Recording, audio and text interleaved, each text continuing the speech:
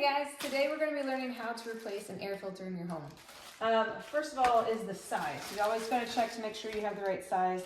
If you don't know what size you're looking for, you just take down the one. I'm going to show you how to do it in just a second, and it has it on your old filter as well.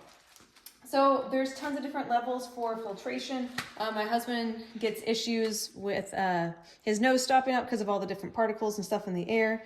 So we get one that's pretty good, not all the way good just because we replace it and we're also cheap. So it's a whole balance of how expensive do you want to get versus, how good do you need it to be. So we got this one. We just picked it up at Walmart.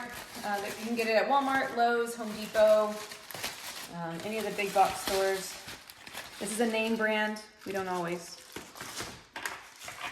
All right, so you're gonna take your air filter, climbing up your ladder up here, and there's gonna be these little tabs. There's usually 2 tabs, both on the same side. So you're gonna turn the other. It just kind of swings down. I'm always scared it's gonna fall on my head, so I try to hold it. And then you can see this other filter's coming down. You can see the other filter had that size on it. But, and then it's going to be really dirty on the back side.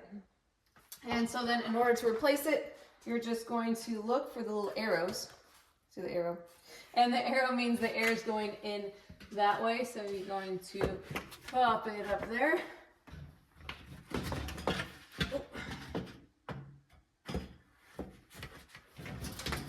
Put this back up, lock it in place.